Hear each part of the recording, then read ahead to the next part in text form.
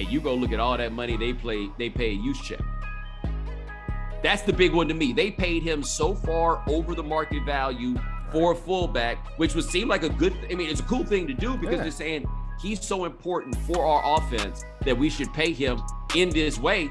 Then you got to pay Deebo Samuel like Davante Adams money. Is there any way around that? Ladies and gentlemen, welcome to The Right Time. My name is Bomani Jones. Thanks for listening wherever you get your podcast. Thanks for watching us on YouTube. Rate us, review us, give us 5 stars. You only give us 4 stars. I'm inclined to believe you are a hater. It is Foxworth Friday. Domonique Foxworth, what's going on? What is up? All right, man. We're going to talk about some NBA playoffs here. Also going to talk about what's going on with these wide receivers. We were talking a little bit about what's going on. Your boy Deebo Samuel say he wants to trade. And what in the world happened in those discussions to make it go there already?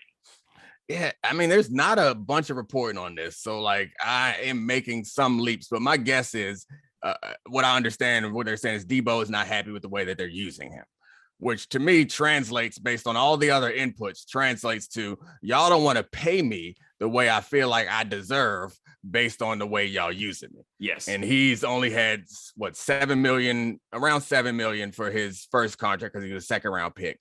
And this last season in particular, he really was elevated to the most important person on their offense. And it's rare that player is not the quarterback, even if the quarterback is mediocre.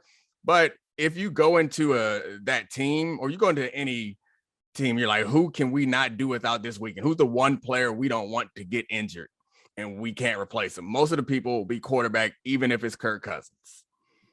That might be the only team where it's like Deebo. I don't know, give us somebody else but Deebo, and he probably wants to be paid that way. And they're like, no, we're going to pay you like a receiver. Or like a running back, right? Yeah, I hope that I assume that they're not trying that. Well, no, they can't be that ridiculous, right? Stupid. Like they can't. Maybe they pay them both. They give them both the contracts. Yeah, but this is one thing about football is the rigidity of positions in terms of how you get paid.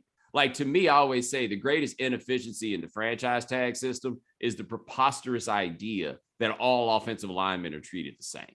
Right? Like a tackle is treated the same as the guard, even though there are clear graduations in how we pay people up and down those lines. Right. But if this happened with those, I call them those convertible tight ends, like Jimmy Graham being like, you split me out wide more than 50% of the time. And now you want to pay me as a tight end, even though you clearly use me as a wide receiver. It's those sorts of things tend to come up. And with Samuel, who had the most rushing touchdowns ever for a wide receiver, right? They use him to supplement the running game, but he's obviously a wide receiver. They don't do a lot. He's not Marshall Faulk where you start him off at tailback and then split him out wide, right? Like maybe they run something and he comes back around or whatever, but everybody else started paying these wide receivers and all these cats popped up and are like, yo, where mine at? And the 49ers are like, yo, we had never planned for this, but I want to ask you this about this, particularly with the 49ers before we get to the other receivers. If you play for the 49ers and you're Deebo Samuel or just about anybody else, and you go look at all that money they pay Juszczyk, that's the big one to me. They paid him so far over the market value for a fullback, which would seem like it's a cool thing to do because they're saying he's so important for our offense that we should pay him in this way. Then you got to pay Deebo Samuel like Davante Adams money. Is there any way around that? There's no way around that. The Juszczyk justification is what he allows us to do. He means this much to us. And I respect that. I respect that they weren't like, ain't nobody else gonna pay you this, so we're gonna pay you top for a fullback, which is pennies. I respect that they're like, well, we're gonna pay you the way that you deserve to be paid. But that's easy to do when you if you got a $30 bill, you're like, all right, 20%, I don't got no problem with that.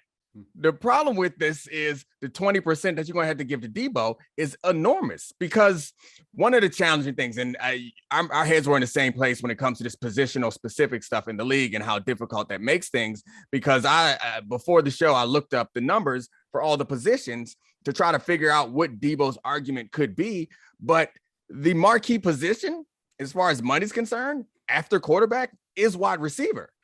So, what is your argument? Because if you're a running back, you're McCaffrey, your argument is don't pay me like the other running backs because I'm more than that. Same as if you're a fullback or if you're a tight end or something like that. But if you are at the highest paid position outside of quarterback on offense, and what you provide to the team is more than the average receiver, then what are you saying? Pay me like a quarterback?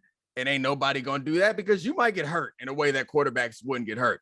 But I think that his argument is incredibly valuable and valid, but at the same time, I'd be hesitant to pay him that way because my belief for him is he supplements your running game, so you don't have to invest as much in running backs. He can be a number one receiver. You don't have to invest as much in receivers. And also, he's going to make your quarterback 10% better. Whatever he is, he's going to make him 10% better. It's worth all that. But football players get hurt, man. Yeah. And if you ain't a quarterback, I can't pay you like that. But his problem is you're not going to pay me because I'm going to get hurt, but you got me doing the stuff that gets people hurt. And then you go tell me you're not going to pay me. I don't get no hazard pay. Like that's where the running back is out here. Like, what are you talking about, dog? Why don't I get hazard pay? I feel like I deserve my hazard pay. And I feel like his real argument is, see how this go without me, dog. Yeah. Try Trey Lance out here without me. Now, this is my question for you, as you know all these positions better, obviously, and you watch far more film than I ever do. If Deebo Samuel only did wide receiver things, how good of a receiver would you say he is? I think he's a legitimate number one receiver. And I do think that only doing wide receiver things has changed in the modern NFL because like the thing that he does that most wide receivers, except for like Patterson in Atlanta, most wide receivers don't do is like line up in the backfield with his hands on his thigh pads. But all these other receivers that are getting paid, they're running jet sweeps, they're running screens, they're catching over the middle, they're going deep. Like he does all those things. So it's one thing that he does, and it's a really valuable thing. Just the threat of it is incredibly valuable for what it does to a defense personnel wise. And you see the same thing happen. Defenses are getting more versatile guys in order to be able to adjust.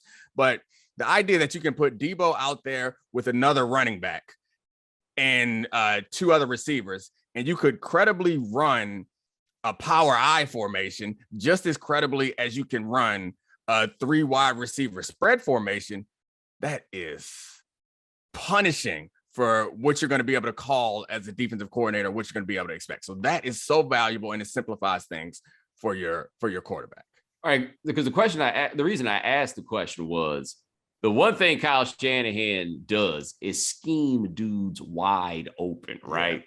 And so what I was wondering was whether Samuel's value may seem inflated in that scheme, because I don't know much about like how well he runs routes, for example. Right. That if you took him someplace that required a different level of precision, like that's maybe, basically the argument they didn't make with Juszczyk, which is, hey man, you are important to us, but the flip side being you are better with us than you would wind up being anywhere else. But all these wide receivers, what is him, Metcalf wants his money, AJ Brown wants his money. It's all these dudes that were taken in the second round that turned out to be beasts that are now flexing for money. Do you know what they all have in common aside from being drafted in the second round? They all got the same agent. Oh, I didn't realize that until yesterday. That's nice. One man looked around and was like, I can reset this whole market by myself. Because all those dudes, Julio Jones, hey man, Julio, one of them dudes where you stop and look up and be like, damn, this would be his 12th year in the league. Julio done messed around and got old, right? Tennessee, and especially with Ryan Tannehill being so dependent on play action and the idea of having a big old dude like AJ Brown, right? Okay. Metcalf, I still think Metcalf is not quite as good as we want him to be, but it's still pretty damn good. Yeah. But Seattle needs him. They're going to be out here trying out Drew Lock or whoever they put at quarterback. They need him. They need him if they want to win. And I mean, I know Pete Carroll's old. Yeah, I know Pete Carroll's old, so people are like, yeah, they want to win, but I'm not sure that they want to win. You're back to your point about Deebo as a number one. That's a point well taken.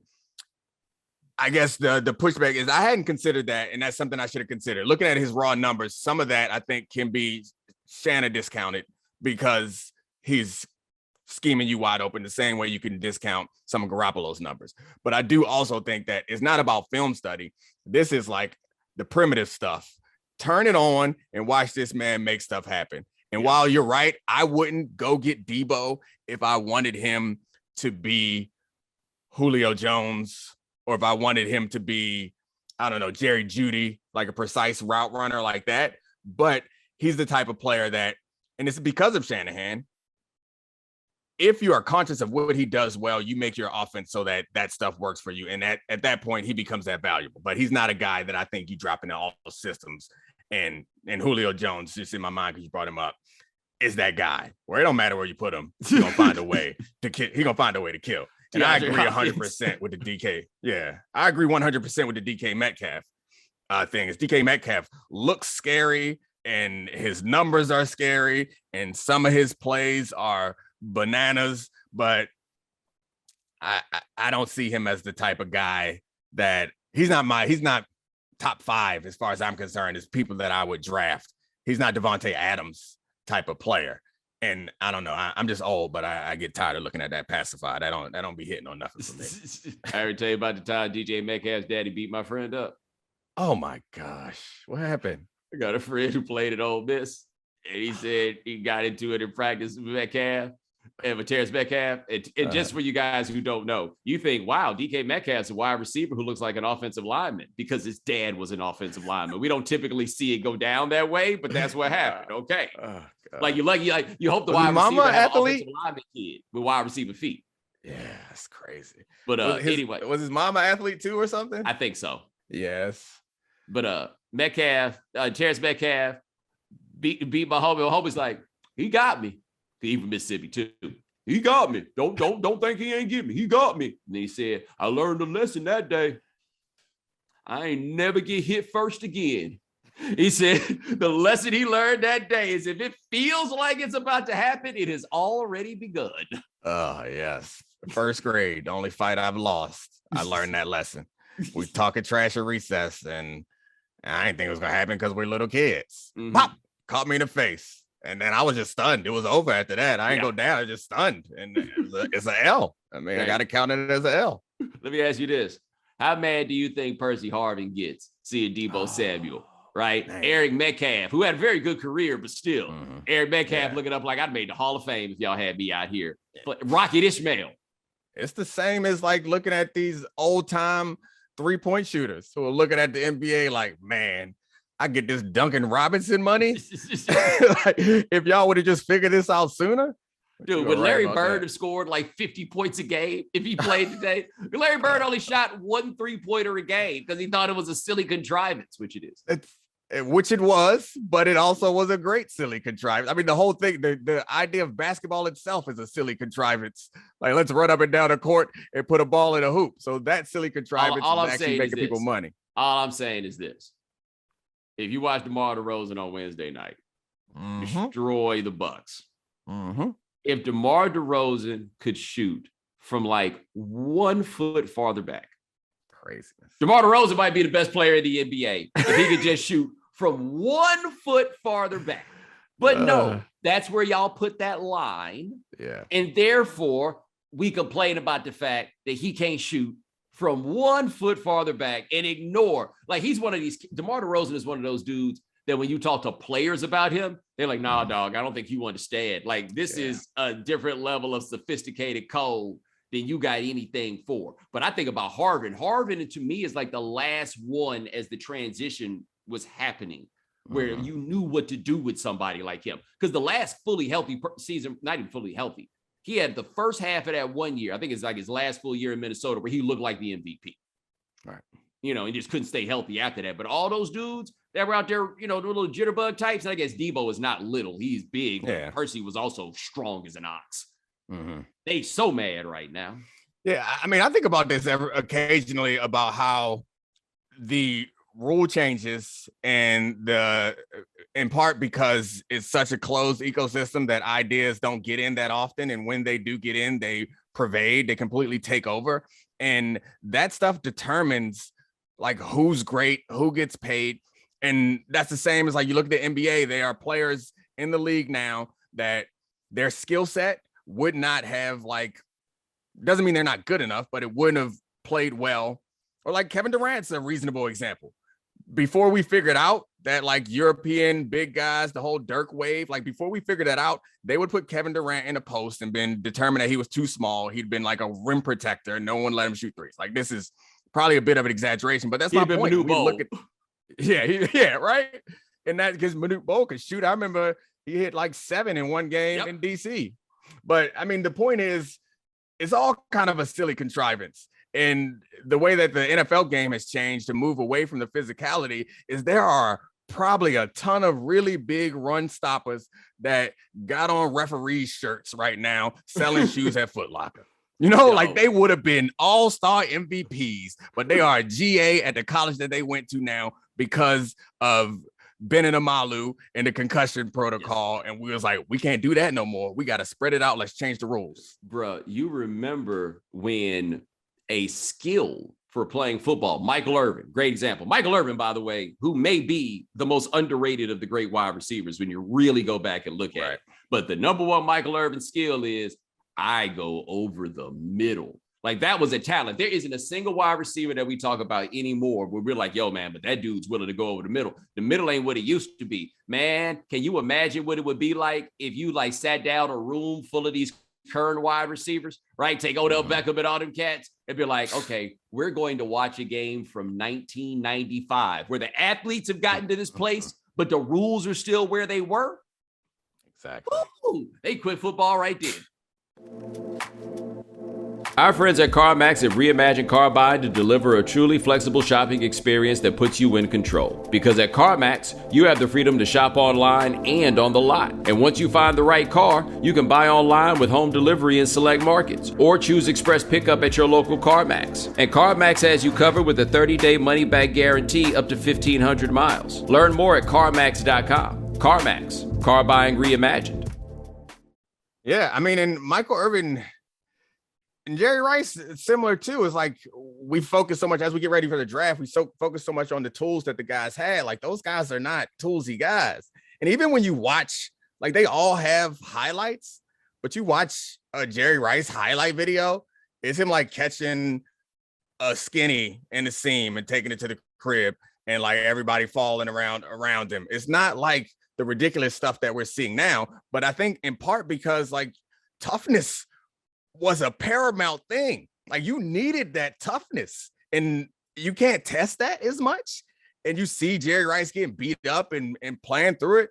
And that's what makes him as great as he was and being in the system, having a great quarterback, all that. I think the same thing is true of Michael Irvin. Like, I don't know what Michael Irvin 40 time is, but I never remember watching a game. And like the 90s was probably when I watched the most football. I never remember watching a game and thinking, damn, Michael Irvin can fly. I never remember watching a game thinking, damn, can't nobody stay close to him. He just shaky, shifty. Like there is nothing that jumps out about Michael Irvin that just feels so good about him. But then it's the point that you made is the game was so different that all the guys who could do all that stuff, if they wasn't tough, it didn't matter.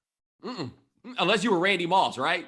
Yeah. Why would I go over the middle when I could just go straight? And can't nobody do nothing about it. 2 people back there, 3 people. That's one of the arguments. That's one of those LeBron versus Jordan arguments that people can find a way to pick any side. But if you don't say Randy Moss, you're wrong. As far as I'm concerned. No, so we can do this. You know me. I am the biggest Randy Moss fan. So you wrong. Is that you about to tell me?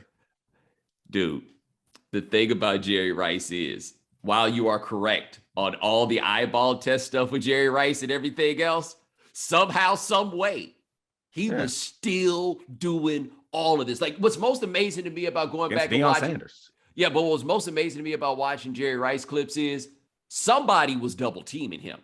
But it never looked like it. Like by the time the clip came to let's watch Jerry Rice get open, the double team was just to make sure one guy was going to be there at some point because it wasn't going to be the 2 of you anywhere near there. That dude, just the ability to get open all the time. And while we're talking about the dudes over the middle and all that, dog, you ain't never see Jerry Rice out there getting smashed over the middle. They couldn't even get close enough to him to do that. And they had Taylor out there taking them shots for him too. Yeah, but I mean, it's a definite 1-2 Jerry Rice, Randy Moss for me. I just cannot ignore the sheer raw production year after year. You can say, yeah, he had Montana, yeah, he had Young, but go look what he did with Steve Bono And some of these other dudes he had that 1,000 yards. He had 1,000 yards in Oakland, like when he was like 39. Yeah, dude, my favorite NFL stat season ever. You want to talk about a perfect storm? You ever look at Jerry Rice's numbers from the 1987 strike season? Jerry Rice had 21 receiving touchdowns and 1 rushing touchdown in 12 games. And I am convinced how that happened. That happened because it was a strike. And while you dudes is sitting around being like, we ain't going to play this week. We ain't going to play this week. Jerry Rice was doing that day what he was doing 20 years ago. What I bet he did this morning, running up that damn hill with nobody ready to come back after a strike quite like Jerry Rice. Catching bricks. Isn't that how his hands got strong? His daddy was pitching him bricks. He was out there catching bricks while y'all was worried about negotiating. I mean, I can't argue with any of that, but I do. People don't. Pre-93 is a different NFL. It was the way that you could accumulate talent and keep that talent was different. So I think that has something to do with it. Like it wasn't a coincidence that those teams were so dominant and they stayed dominant for long periods of time, and the players stayed on the team for a long time. And if you have one of the most innovative coaches in the history of modern football, and you also have 2 of the greatest quarterbacks, some of the greatest offensive linemen, some of the great defenders, like this is not to take anything away from Jerry Rice. Like that stuff matters too. So he's certainly the best of all time. But I guess my question is, when I ask this question is, who are you going to draft? If you got it, I'm taking Randy Moss. Yeah, he's like, you lined him up against the wall. It's like I was talking with somebody. I was talking to Vinny about this with DeAndre Ayton, because DeAndre Ayton, the way people talk about it, Ayton is kind of like Olajuwon to Luka's Michael Jordan in that draft, right? Like the guy that went number 1 that you're very happy with, even if people think the guy below him is better, you know. Let me tell you something. You can get on anybody for not taking anybody in the draft. I get that. But if you lied everybody up for that draft against the wall, that's fair. There's no question which dude you're going to take. I was looking at Ayton's old face ass the other night, and I was just like, no. Give me the 35-year-old dude. Oh, he's 19? Even better. Come on down. Come on, Pops. I mean, Ayton was like, he came on late, I guess. And I mean, I remember all the stories about how Chris Paul made DeAndre Ayton. Because like prior to that, he was a legitimate bust. But the Olajuwon comparison, I think, is fair if we're talking, which is a stupid, speaking of silly contrivances, is like the all-time draft is a silly contrivance. But I guess my point is, and maybe it's just because I played against them and just being at a defensive back, I played against both of them, actually. Yeah, but one was 42. I was about to say, you played against a version of Randy Moss. Yes, you did. No. I played against Randy Moss when he was in. I'm sorry. I meant a version of Jerry Rice. Yeah. I played against a man named Jerry Rice. I didn't play against the Jerry Rice. And I guess I never played against. I practiced against Jerry Rice, and it wasn't quite what I remember watching on TV. But I guess did you feel like Larry Holmes when you were checking him in practice? Did you feel like Larry Holmes against Ali? I was taking whatever I could get, man. I was a rookie. I was trying to get my name. I wasn't concerned about none of that. But yeah, I was beating up on a legend. Yo, but I guess just Randy Moss breaks defenses in a way that I don't think that I think very few players, the way Tyreek Hill does, honestly. Yeah. Dude, that rookie year of Randy Moss is one of those things that I'm just like, there are a couple of seasons. It's not about like the actual numbers at the end or anything like that. It's just about what it was to see it. And it's rare that you have like an individual year for somebody where it's just like, yo, you had to be there. Like it must have been like that for O.J. Simpson in 1973, right? Like you just had to see what was going on. Randy Moss in 1998 and Michael Vick in 2002, where it's just like, yo, you just had to see this. Like if you did not witness this with your own eyes, I just can't explain. That Monday night game against the Packers where Moss had 3 touchdowns, or that Thanksgiving game where he had like 3 catches for 150 something yards and 3 touchdowns on Thanksgiving Day. It was nothing you could do about it. And it's like the highlights, I know it sounds stupid when you see Randy highlights, but the highlights didn't do it justice. Randy Moss, the best way you could explain that season to people who were not paying attention or old enough to have watched it at the time, is like it felt like somebody came from the future and they already had all the answers.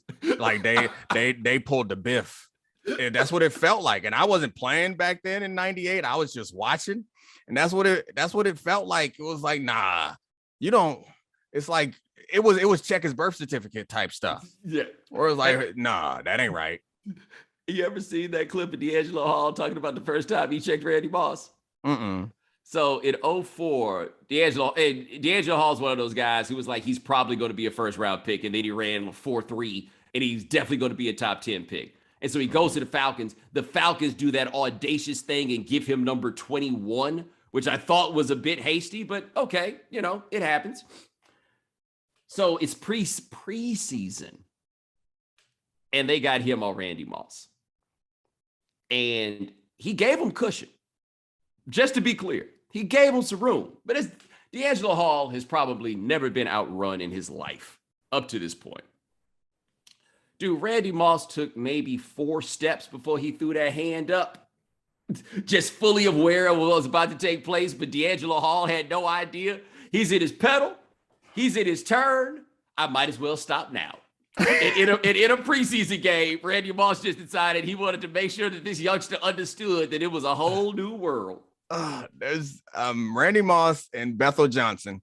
And Bethel Johnson, nobody knows who he is. Texas A&M. Those are only 2 times in my career where I felt like I'm not in the same class as this person speed wise. Because I was a fast guy. I wasn't that big. It was like that was my thing. Like, you're not gonna run by me. And Bethel Johnson was a gunner. He wasn't like good enough receiver to get consistent time, but he was a gunner on punt team. And I had to block him a couple times. And I was like, no, like I can't. He just gonna run past me. And Randy Moss is the other one where it was like, all right, I'm gonna do my best. Like, I'm gonna get in here, do what I got to do. I'm not gonna let him embarrass me. Then he ran past me one time. He didn't catch the ball, but from that point on, I had to decide a strategy every time I played against him, when he was in Oakland or New England, is I'm gonna tackle you in front of me. Like, if I have to line up 12 yards deep, judge me if you want to. You better catch this comeback or this out. What you're not gonna do is run past me and catch a 99 yarder on me. Oh, it's like I once had to guard a dude that run and shoot in Atlanta. If you know, you know. It's a gym. And I wound up checking some dude who I later found out was on an And1 mixtape. And I had seen what he was doing to everybody. His handle was bananas. And I had just made a decision. If you go right, I'm going to go right. If you go right and then go left, I'm staying right. What this is not going to turn into is a clinic, right? Like, what this is not going to turn into is an agility drill for me. This is not going to turn into a demonstration. None of this. Like, it's not happening. Like, my brother talks about, he had to guard Mahmoud Abdul Rauf once at a pickup game in college, like Chris Jackson, like when it was Chris Jackson. And my brother said, he's like, okay, it was a switch, something happened, and now he's face up. And my brother's a good basketball player, but my brother was your classic 6'4" power forward of, that level of play. So he's like, look, man, he ain't going to go past me. That I know. I'm just going to keep backing up. He was like, man, it's like that dude jumped into his shirt and came out the backside. It's like there was no moving back far enough to prevent this from taking place. There was no move. Like, basically thinking that you could step back on Chris Jackson, but like, well, they ain't going past me, would be like, I'm going to set my base as solid as I can, and Shaq ain't going through me. No, he is. There's no solid enough that you can set. Just begging Mahmoud, I guess Chris at the time, to shoot. Just shoot that jumper. I think that's speaks to self-awareness too. There's a lot of guys in pickup games that like relish that opportunity. Like, I'm gonna stop this guy that's been crossing everybody up. This gonna be my moment. For who? For what? No, you might feel that way about a dude if you ain't never heard of him. But but you just watched him put up 30 on the SEC. You're like, not gonna do that. Not gonna do that. Let me ask you this before we get out of here. Are you loving Net Celtics as much as I'm loving Net Celtics? It's pretty fun. I mean, I wish the Nets would have won. Like, I want it to be a tighter series, but I mean, maybe the Nets will pull off these. Yeah, maybe they'll pull up. But the thing is, it doesn't look like we do. Like, I thought in the play-in game, I saw Durant play some defense, and I was like, maybe they can hit a defensive switch, but they don't got the personnel to play good enough defense. And the Celtics play incredible defense. You combine that incredible defense with, and it's not just one person, as we've seen, because they don't even have Time Lord, their best defender. It's Jason Tatum too. And you combine that great defense with a shot getter or shot maker who is making all of his shots. And Jason Tatum, it's like, I don't see the answer for them right now. And Marcus Smart is contributing offensively, but also consistently making good decisions, which I'm not a basketball analyst, but I watched enough basketball, enough Celtics basketball, or frankly, enough Marcus Smart over his career to say that he don't consistently make good decisions on the offensive side of the ball. And it just seems like I picked the Celtics to win this, but I don't see the hope, especially if KD is gonna, like, they're roughing him up and he doesn't have an answer for it right now. Where's the coach? He's the one that's supposed to have answers for these things, right? Like Kyrie Irving scored 39 points in game 1 and was basically not there in game 2. And I can't blame Kyrie for it because it's not like he was really getting the ball with an opportunity to get it done. They had that big lead. They wound up blowing that in the course of it because I thought they was going to walk after a point. And what I see is the Celtics have a much better coach than the Nets do. Like that, I mean, I can't. And also, the Nets got 2 guys. Like they traded. Until Ben Simmons plays, they traded James Harden for Seth Curry. Right. Even with James Harden being a diminished version of himself, that's a bad deal. But but as it is applied right now, that is the Sixers got James Harden for nothing because Ben Simmons wasn't playing, so they just threw Seth Curry back out there. And so the coach isn't doing much anything. Durant was just getting swarmed. And I just want to point this out again, guys. This is his 15th year in the league. Like, it's like we're expecting a 2014 Kevin Durant to come out here. And he's still very, very, very, very good. But I think you got to temper your expectations. A dude who hasn't played for a significant part of the year, all of that. What got me in watching that game, boy, is I got all my things to say about Boston. But man, that building be rocking, dog. Yeah, like when a good game is going there, it be rocking. Like I'm over here trying to test my, COVID stomach because I think game 3 might be rocking in Brooklyn. Yeah. It could be fun, but it ain't gonna be like y'all Boston. not to wear masks no more. And yeah, you can't mess with that. I mean, I think the coaching point is an interesting one. We all think the Celtics are better, but they aren't this much better, and it doesn't seem like he has answers. And I'm cautious to like pretend like I completely understand everything about basketball because like I know how complex football is. Basketball never looks nearly as complex. I'm sure there's things that I'm missing, but nothing seems new.